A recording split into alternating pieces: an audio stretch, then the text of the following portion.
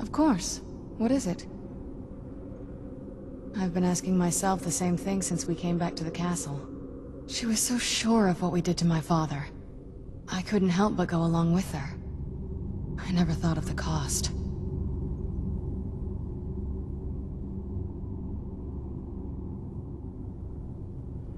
Possibly. I guess even a vampire mother is still a mother. She worried about me. About all of us. But she wanted to get me as far away from my father as possible before he really went over the edge.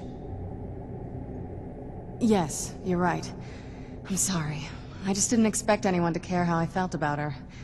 Thank you. Are we ready then? All right, here goes.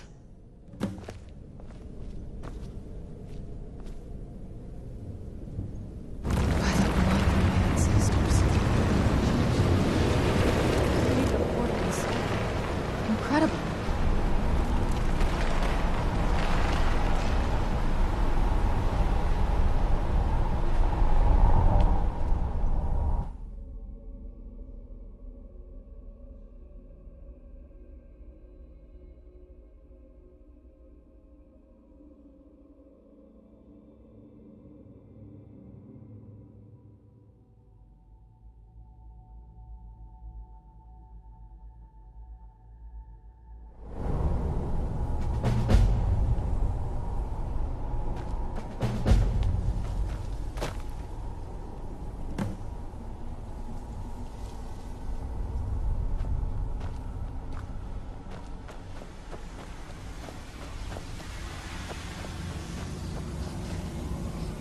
Madness. It was madness to attack.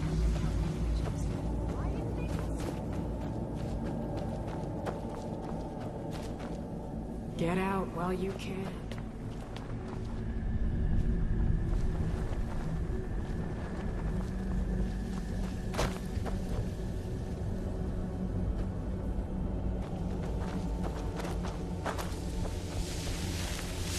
Screams.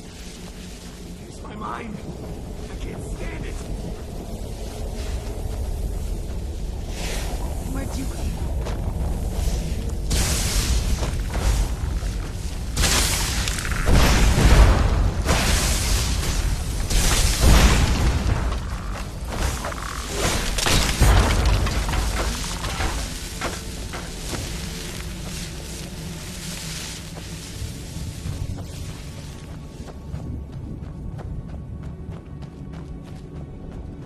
This place tears at me as though I am still alive and being drugged and cornered.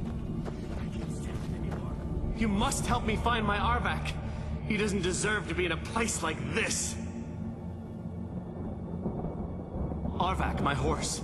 We came to this horrible place together. We were attacked by monsters, so I told him to run. Please, he's such a loyal creature, and he's been running for so long. You have to save him. A place like this will change you.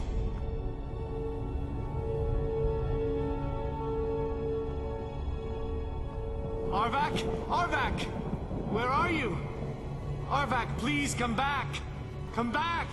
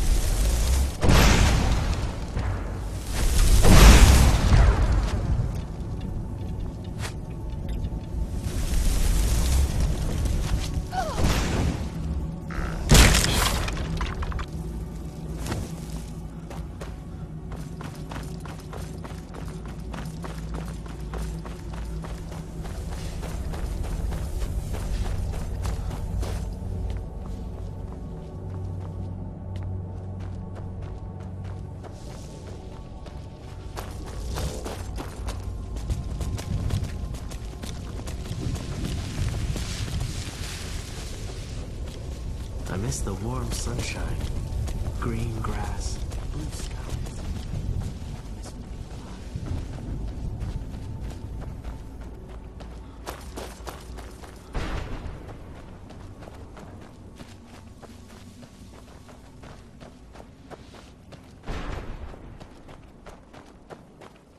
Well, look what we have here. Someone with flesh on their bones. Let's just say I sold something to a guy who turned out to work for a whole coven of necromancers. How in the name of Zenithar was I to know the ingredients were phony? Do I look like someone that would double-cross a necromancer? You got it. Horse, wagon, and all. Plopped here without so much as a word. I used to be one of the best traders in High Rock, you know. How people would track me down just to see what I had for sale. Very funny. And what exactly are you going to pay me with? Take a look around. Gold doesn't exactly win you any friends around here. I'll tell you what. I appreciate what you're trying to do, so I'll play along. The only thing I see around here in abundance are soul husks. You know, those ugly fungus-looking things growing out of the ground. Bring me, say, 25 of them, and you can rummage through what was left on my cart. Odds and ends I've gathered over the years. Well, used to gather, before all this nonsense happened to me. Tell me what you're looking for, and maybe we can make a deal. If you have the husks. No husks, no sale. Guess you have some scavenging to do. Heard stories about the Soul King. Thought I'd seen it myself. So far,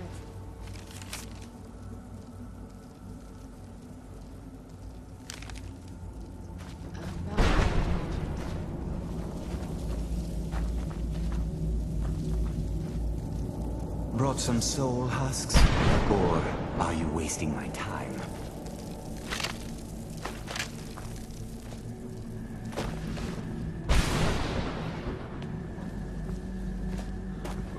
You still got it.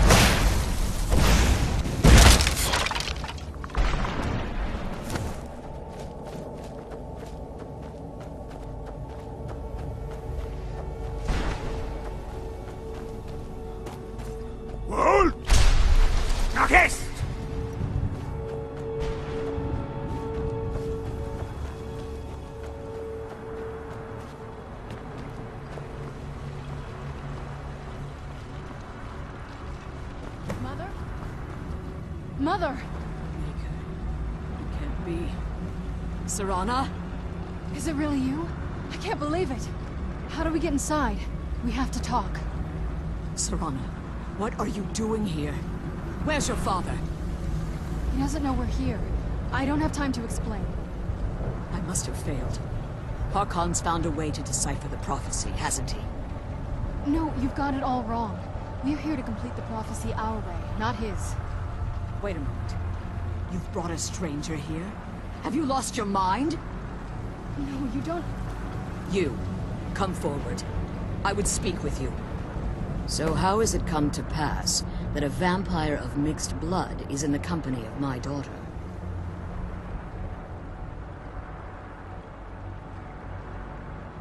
Safe? You call bringing her here safe? Has she explained nothing to you? Serana has sacrificed everything to prevent Harkon from completing the prophecy. I would have expected her to explain that to you. You think I'd have the audacity to place my own daughter in that tomb for the protection of her Elder Scroll alone? The scrolls are merely a means to an end. The key to the tyranny of the sun is Serana herself. When I fled Castle Volkihar, I fled with 2 Elder Scrolls. The scroll I presume you found with Serana speaks of Auriel and his arcane weapon, Auriel's bow. The second scroll declares that the blood of Cold Harbor's daughter will blind the eye of the dragon. Like myself, Serana was a human once. We were devout followers of Lord Molig Bal. Tradition dictates the females be offered to Molig Bal on his summoning day.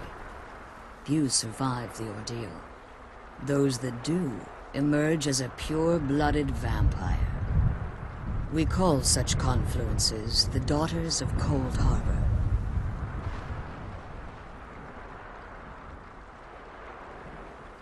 It was expected of her, just as it was expected of me. Being selected as an offering to Molig Bal is an honor.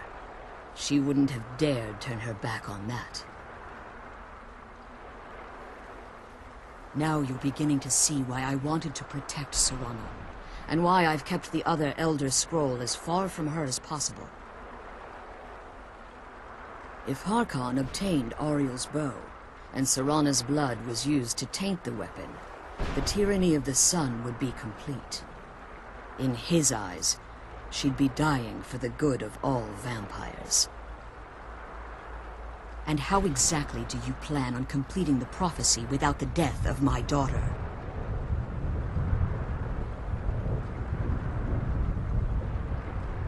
If you believe that, then you're a bigger fool than I originally suspected. Don't you think I weighed that option before I enacted my plans? You care nothing for Serana, or our plight. You see the tyranny of the sun as your chance at deification. And like Harkon, you won't hesitate to destroy anything that stands in your path. Serana? This stranger may call himself a vampire, but he knows nothing of our struggle. Why should I entrust you to him? This stranger has done more for me in the brief time I've known him than you've done in centuries. How dare you?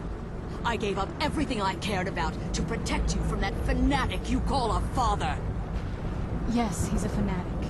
He's changed. But he's still my father. Why can't you understand how that makes me feel?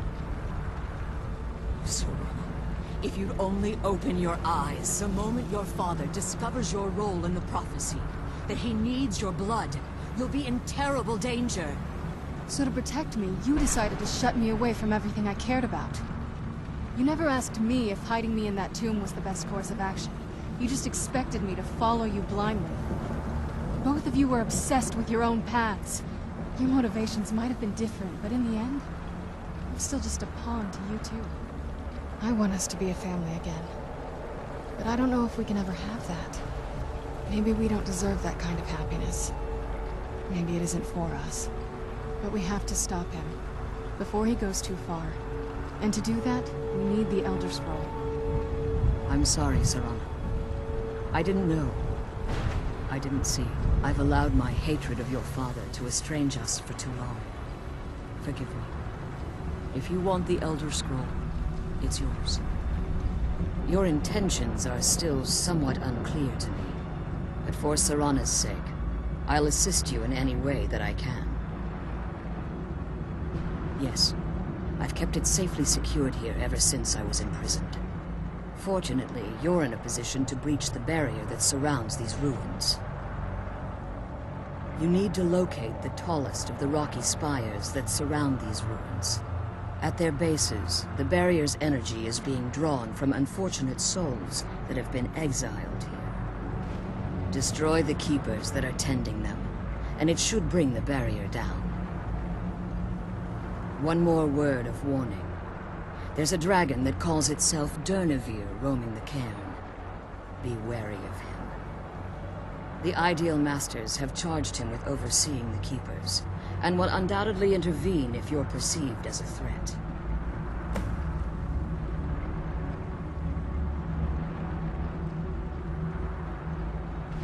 As you've been traveling in the Soul Cairn, your body has become attuned to it. Let's just say a tiny part of you rubbed off on it, and in its place, a bit of the Soul Cairn filled the void. You should find no difficulty using the portal any longer. Harkon's vision is a world plunged in eternal darkness, where the vampire can flourish, and never again fear the tyranny of the sun. What he fails to realize is how much attention would be called to our kind if the prophecy came to fruition. If eternal night fell, there are many who wouldn't stand for it. They would raise armies in attempts to return things to normal. The order of the day would be our destruction, until every last vampire was hunted down and eliminated. I do. It's how the vampire has survived for millennia, and the only way we can continue to survive in the future. When I entered the Soul Cairn, I had intended to strike a bargain with the Ideal Masters, the custodians of this place. I requested refuge in the Soul Cairn, and in exchange, I would provide the Ideal Masters the souls that they craved. If I had foreseen the value they placed on my own soul, I would never have come here. The Ideal Masters unleashed their Keepers and sent them to destroy me. Fortunately, I was able to hold them at bay and retreat into these ruins. Unfortunately, yes. Since the Keepers weren't able to claim my soul, they had their minions construct a barrier that I'd never be able to breach. Time has very little meaning to me. Consequently, it has little meaning to the Ideal Masters as well. I suppose you could call this the ultimate waiting game, each watching the other to see which will give in. I know very little about them. They're mystic entities that lord over the Soul Cairn, controlling every aspect from its fabric to its appearance. While some necromancers believe they are the crystalline structures dotting the Soul Cairn, I believe there's more to it than that. I think they transcend what we perceive as a physical form. Perhaps they were once corporeal beings, but they've obviously reached a point where they no longer require a tangible presence. Conduits, through which the Ideal Masters speak to their underlings and feed on their victims. The Ideal Masters' weakness is their insatiable hunger for pure souls. It's the reason for the Soul Cairn's existence, and the only leverage a necromancer has when bargaining with them. The ability to summon powerful undead guardians, as one would conjure an Atronak or Daedra. However, the majority of necromancers that are foolish enough to enter into a bargain with the Ideal Masters wind up here as harvested souls. Be careful, and keep my daughter safe.